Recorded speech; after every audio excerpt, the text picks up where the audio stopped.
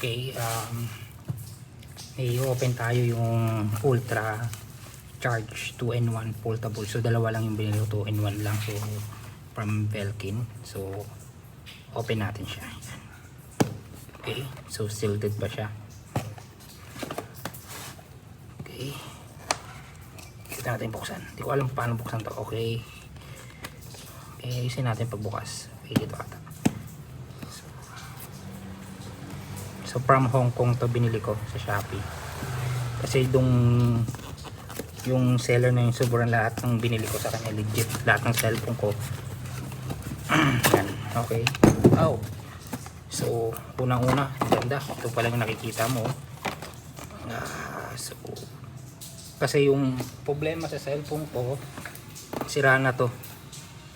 So hindi na siya masyadong minsan nagcha-charge. So kaya kailangan ko na to. So garang ganda, bigat. So ito. Yan. So okay. So manual. So yan. Okay. So yan. Okay, may kasama na siyang charger. Pag dumating yun lang, wala pa siyang adapter, bibilan mo pa. So okay lang, hindi ko ata matitest to. Okay, so ayan, hanap tayo ng adapter. So ayan. So yun, cut ko lang.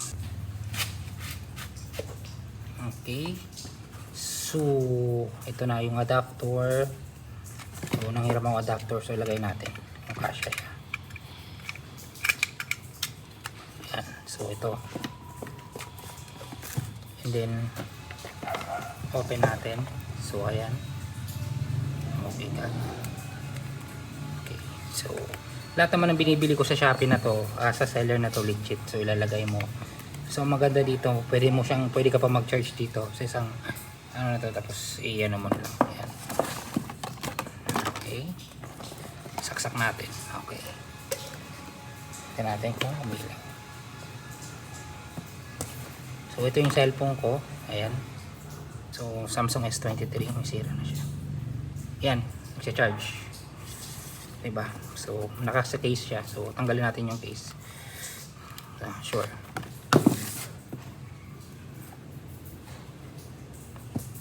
Kaya para pag may case nagcha-charge.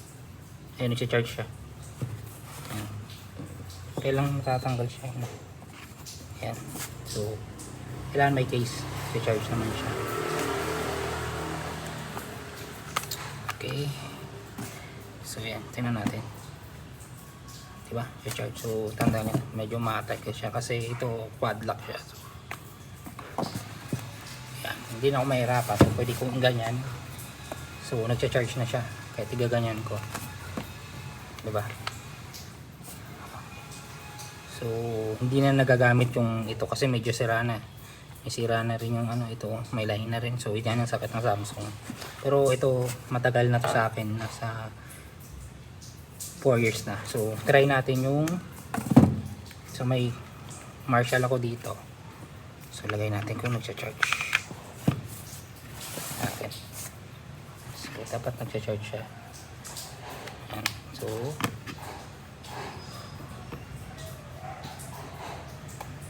dapat nag-iilaw siya pag nag-charge, diba? Tingnan natin.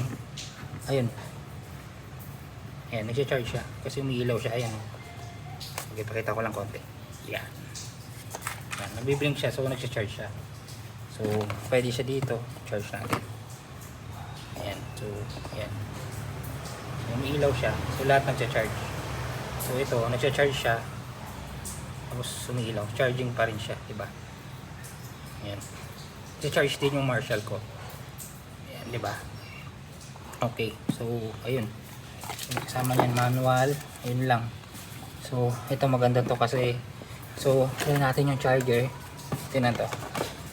Ang ganda ng charger niya. Oh, ito. Ay, saksak mo. Charger. Oh, nagcha-charge siya.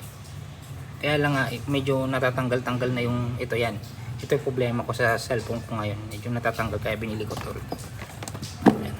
Okay.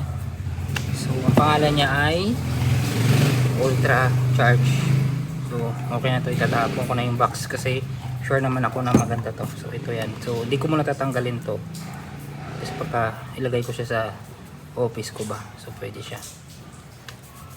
Sobrang ganda, di ba? Sheesh. Ayan, so yung charger niya.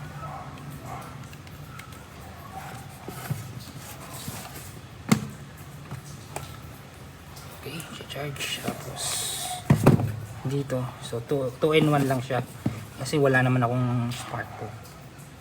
Charge ko siya. Ayan. Ayan, nagsi-charge pa. Sa umilaw to. Ayan. Nagsi-charge. Okay, goods na. So, ayun lang. So, ito lang yung product na yan. Ayan. So, sa susunod, ayan, ang manual niya. Ayan.